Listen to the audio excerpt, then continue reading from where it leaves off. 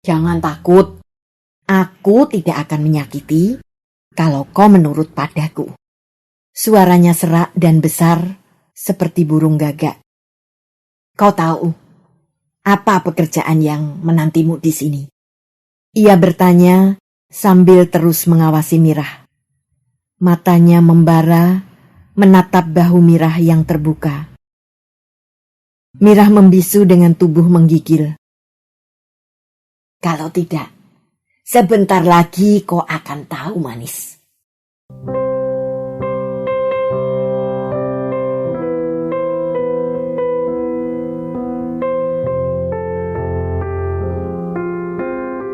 Debu dan Mutiara, karya Tuti Nonka, narator Hanifah Abu Marzuki.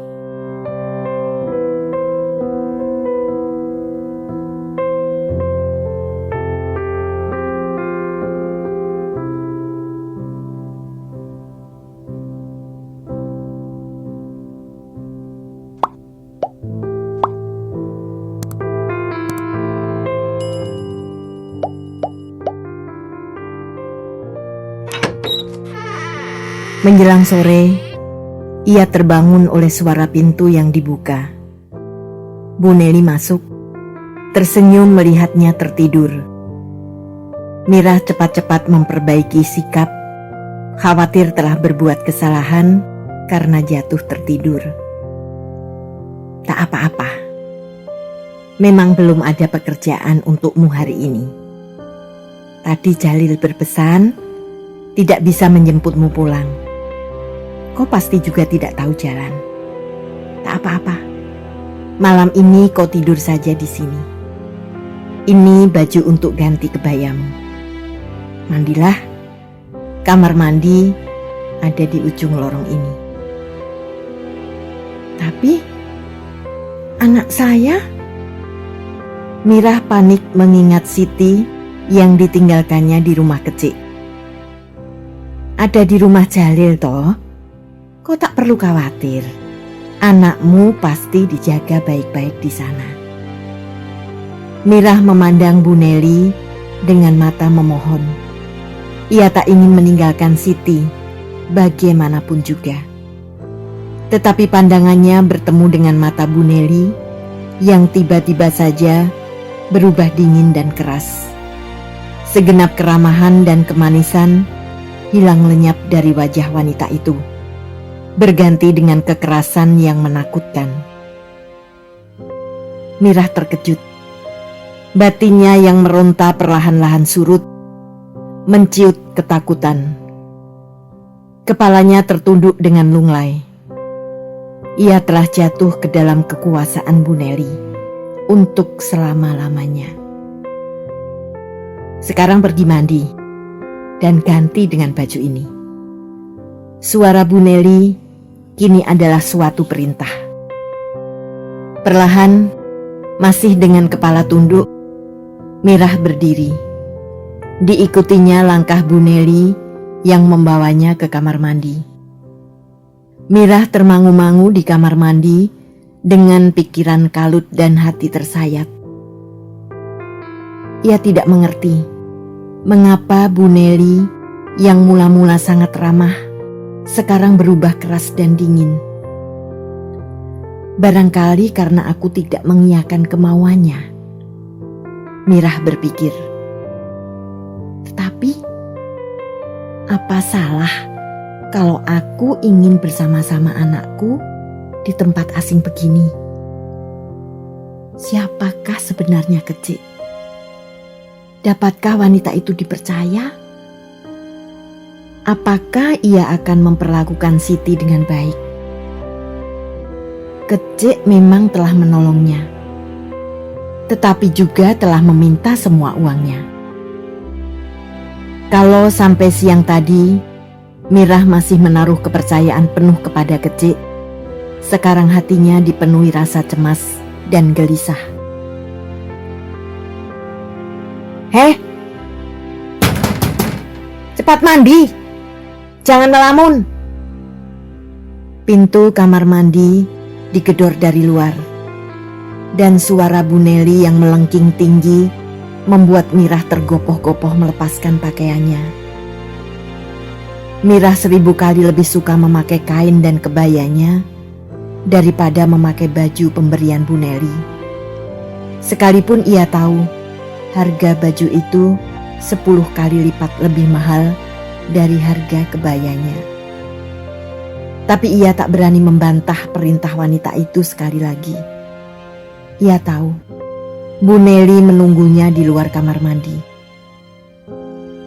Dan, Gusti, baju berwarna merah itu tak berlengan dan lehernya begitu lebar hingga hampir-hampir lolos melewati bahunya.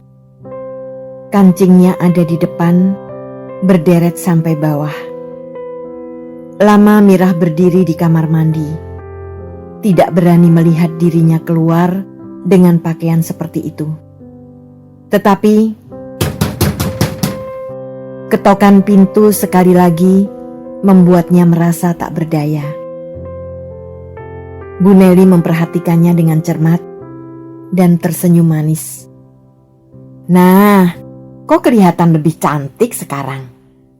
Apalagi kalau sudah bisa dandan." Suaranya kembali terdengar ramah dan menyenangkan. Mirah tak menjawab. Didekapnya kain, kebaya dan setagennya di depan dada untuk menutupi bahu dan sebagian dadanya yang terbuka. Tetapi dengan lembut, Bu Neli mengambil kain dan kebayanya, dan Mirah tak mampu menolak. "Biarlah kain dan kebayamu kusimpan. Besok kau akan kuberi baju-baju lain yang lebih bagus. Nah, sekarang masuklah ke kamarmu. Makan malam untukmu akan diantar orang nanti. Tunggu saja di kamar." Bu Neli berkata sambil membimbing Mirah kembali ke kamarnya. Di dalam kamar, Mirah mencoba melihat bayangan dirinya di cermin. Tapi dengan segera, ia pergi dari depan kaca itu. Ia tidak sampai hati melihat tubuhnya yang hanya terbungkus baju pendek. Apalagi dengan belahan lehernya yang begitu rendah dan lebar. Ingin sekali ia melepas sprei tempat tidur untuk menutupi tubuhnya. Tapi ia tahu itu hanya akan membuat Bu Neli sangat marah. Pintu kamar terbuka dan seorang pelayan perempuan yang hitam gemuk membawa masuk sebuah nampan berisi makanan. Pelayan itu melirik Mirah sekilas, lalu keluar lagi tanpa berkata apa-apa. Sejenak kemudian, Mirah melihat ke dalam nampan. Sepiring nasi dengan sayur, tahu dan dadar telur yang dijadikan satu dan segelas air teh. Pada kondisi biasa, Mirah pasti akan menyantap makanan yang jarang dijumpainya di desa itu dengan lahap. Tapi saat ini hati dan pikirannya begitu kacau, membuat nafsu makannya sama sekali padam. Ia berusaha menelan nasi dan telurnya, tetapi hanya sedikit saja yang masuk. Setiap kali menelan, tenggorokannya serasa tercekik. Ketika pelayan hitam gemuk itu muncul lagi untuk mengambil piring dan gelas, nasinya masih tersisa lebih dari separuh. Malam semakin jauh beranjak. Tetapi Mirah mendengar di luar kamarnya bukan semakin tenang, bahkan semakin ramai. Semakin banyak suara-suara orang berjalan dan berbicara. Kini bahkan didengarnya banyak suara laki-laki. Ia tak bisa menduga apa yang dikerjakan orang-orang di luar itu. Mungkin sedang ada acara pertemuan atau semacamnya. Mirah bosan, letih, dan mengantuk. Dibaringkannya tubuhnya di ranjang kayu dan mencoba tidur. Tetapi baru saja kepalanya menyentuh bantal, Mirah terlonjak mendengar pintu kamarnya dibuka orang. Ia mengira Bu Neli yang masuk. Tetapi ternyata bukan. Seorang lelaki kekar berwajah seram yang dilihatnya siang tadi di depan rumah, melangkah masuk ke kamarnya dan mengunci pintu dari dalam. Mirah kaget bukan kepalang dan merapat ke sisi ranjang yang berbatasan dengan tembok. Laki-laki itu menatapnya dengan mata sipit, mencoba menyunggingkan senyum, tapi hanya membuat wajahnya bertambah menakutkan.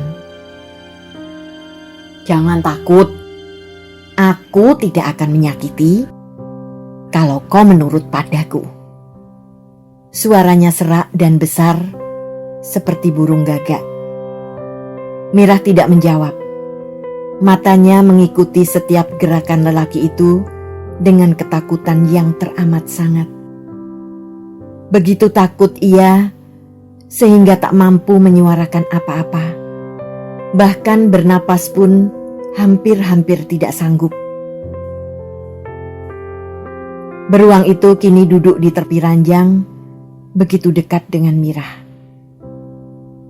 "Kau tahu apa pekerjaan yang menantimu di sini?" Ia bertanya sambil terus mengawasi Mirah. Matanya membara menatap bahu Mirah yang terbuka. Mirah membisu dengan tubuh menggigil. "Kalau tidak, sebentar lagi kau akan tahu, manis." Mirah menjerit tertahan ketika lelaki itu mencengkeram lengannya. Tetapi dengan sigap, si lelaki menutup mulut Mirah dengan tangan dan menghempaskannya hingga terbanting di tempat tidur. Mirah meronta-ronta, berusaha melawan lelaki itu dengan sekuat tenaga. Tetapi lelaki yang dilawannya setiap hari berlatih mengangkat besi seberat 50 kilo, dan otot-otot lengannya telah menjadi kuat seperti kawat baja. Ketika Mirah terus saja meronta, mencakar, menendang, dan berusaha melepaskan tangan yang mendekap mulutnya, lelaki itu kehabisan kesabaran. Tangannya yang besar dan berat terayun menimpa wajah Mirah. Mirah tersentak ke samping. Pandangannya gelap dan kepalanya berputar-putar. Tidak hanya berhenti di situ. Kedua tangan lelaki itu kini mencengkeram leher Mirah dan menekan jalan napasnya kuat-kuat. Mirah tersengal-sengal, tercekik-cekik. Matanya terbeliak putih seperti orang sekarat. Dan ketika akhirnya lelaki itu melepaskan cekikannya, Mirah telah kehilangan segenap kekuatannya. Ia terbaring lemas dengan mata terpejam. Selanjutnya, ia hanya dapat merasakan bagaimana lelaki itu melakukan perbuatan terkutuk kepada dirinya dengan kekerasan yang tak pernah terbayangkan oleh wanita manapun. Semua gelap dan kabur. Semua seperti menyeretnya ke dasar samudera yang mengerikan, menyesakkan napas dan memilin tubuhnya. Mirah menggapai-gapai, mencoba mengangkat dirinya ke atas. Namun, tak sesuatu pun terpegang oleh tangannya. Dan ia makin deras meluncur ke kegelapan yang tak terbatas. Masih gelap dan kabur. Tapi kini, Mirah melihat bayangan Samin, bayangan Mboknya, adik-adiknya, dan bayangan Siti berjajar menatap kepadanya. Semua melihat kepadanya dengan penuh kasih, namun juga penuh kecemasan dan kekecewaan. Mirah mengibaskan kepalanya dengan dada sesak. Kini bayangan itu berganti dengan wajah buruk Jalil dan kecil. Bayangan kedua orang ini membuat Mirah mengerang kesakitan. Gumpalan-gumpalan yang menekan dadanya naik ke tenggorokan dan tumpah dalam isak tangis yang sesak.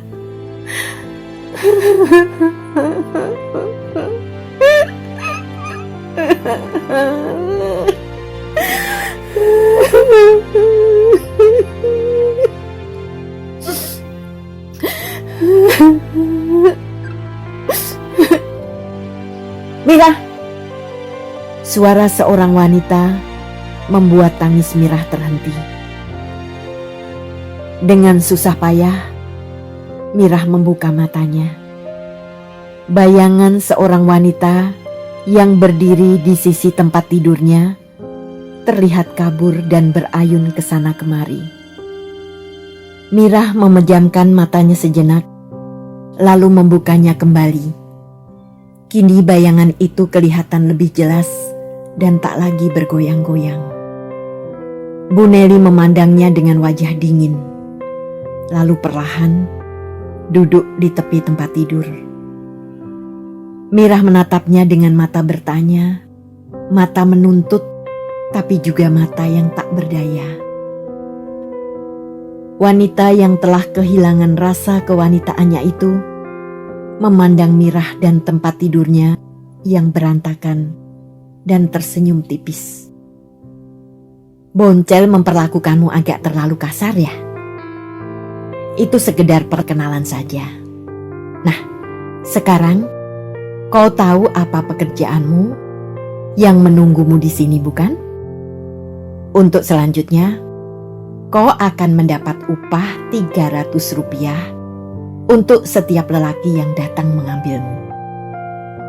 150 rupiah harus kau berikan padaku untuk ongkos makan dan tinggal di sini. Sisanya untuk kau sendiri. Kau lihat rekan-rekanmu yang ada di depan itu? Mereka bisa menarik tamu 10-15 orang semalam. Kalau kau bisa memikat 10 lelaki saja, kau akan mengumpulkan 1.500 rupiah semalam. Bayangkan, berapa lama kau harus mengumpulkan uang sebanyak itu di desa. Dengan uang itu, kau bisa menghidupi anakmu, bisa membantu orang tua dan saudara-saudaramu, bisa membeli kalung, gelang, cincin, bahkan juga sawah. Pernah kau bayangkan sebelumnya akan memiliki semua kekayaan itu? Suara Bu Neli lembut, membujuk, tetapi juga merupakan perintah yang tak terbantahkan. Mirah menutup wajahnya dengan kedua belah tangan dan kembali menangis terseduh-seduh. Ia tak butuh kalung, gelang, dan cincin. Ia memang ingin membantu Simbok dan adik-adiknya dan harus menghidupi anaknya. Tapi tidak dengan cara nista begitu. Terkutuklah semua ini. Terkutuk.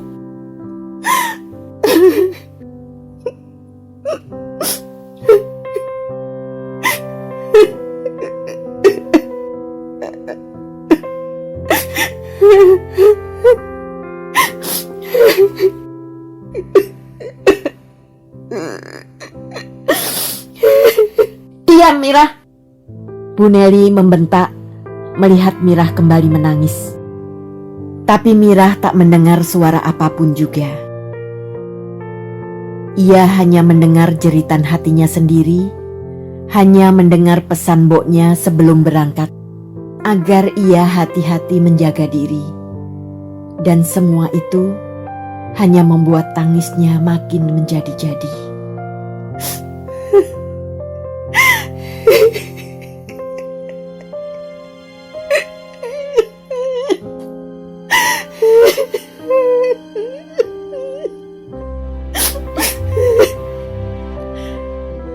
Mucikari itu kehabisan kesabaran. Tangisan Mirah akan mengganggu tamu-tamu yang mengunjungi anak buahnya. dan akan menimbulkan kesan buruk pada rumah bordirnya. Maka ia mengangkat tangannya dan menampar pipi Mirah keras-keras. Mirah tersentak dan tangisnya berhenti. Tinggal isak kecil yang keluar satu-satu dari dadanya. Bu Neli beranjak dari sisi tempat tidur dan berjalan keluar kamar. Pintu ditutup dan dikunci dari luar. Mirah merasa segenap tubuhnya ngilu. Jari-jari boncel meninggalkan bekas biru di lehernya. Masih terasa nyeri bila dirabanya dengan tangan. Kedua belah pipinya pedih, bekas tamparan boncel dan Bu Neli. Lengan dan kakinya sakit. Seluruh tubuhnya sakit. Pintu dan jendela kamar masih tertutup rapat. Lampu listrik masih menyala dengan sinarnya yang buram kekuningan. Tapi perasaan Mirah mengatakan hari sudah pagi. Dengan susah payah, ia turun dari tempat tidur, ingin pergi ke kamar mandi. Tapi pintu kamar tak berhasil dibukanya. Walau ia sudah memutar gerendel dengan sekuat tenaga. Dengan lesu, Mirah kembali ke tempat tidur dan duduk termangu-mangu.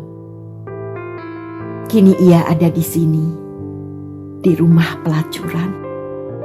Dan ia, seujung rambut pun tak pernah bermimpi akan menjadi pelacur. Ia harus pergi dari tempat itu, mengambil Siti dan pulang ke desa. Ya, pulang ke desa. Ia terlalu lemah dan bodoh untuk mempertahankan hidup baik-baik di kota. Tapi masih punya malukah ia untuk kembali ke desa dan bertemu dengan Simbok dan adik-adiknya? Terbayang kembali dalam ingatan Mirah peristiwa terkutuk yang semalam dilakukan boncel terhadap dirinya. Kang Samin, ampunkan aku. Tak pernah kuizinkan lelaki manapun menyentuh ujung jariku selain kau. Tapi kini aku dikoyak-koyak bajingan terkutuk yang tak berberi kemanusiaan. Kang Samin, masih maukah kau menerima aku setelah ini? Mirah menelungkupkan mukanya ke bantal dengan hati tersayat. Berjam-jam ia dalam posisi demikian tanpa bergerak atau bersuara. Sampai terdengar pintu dibuka orang dari luar. Mirah mengangkat mukanya untuk melihat siapa yang datang. Bu Neli berdiri di pintu, memandangnya dengan sedikit kaget. Rupa Mirah begitu kuyu dan mengibahkan. Matanya bengkak dan merah. Kedua belah pipinya lebam biru dan rambutnya yang panjang awut-awutan. Kecantikan sama sekali lenyap dari wajah itu, berganti dengan kesedihan dan penderitaan yang parah.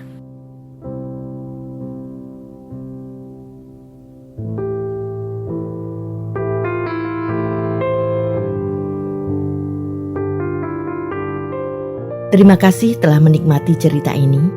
Tuliskan saran atau komentar di bawah untuk memperbaiki channel ini.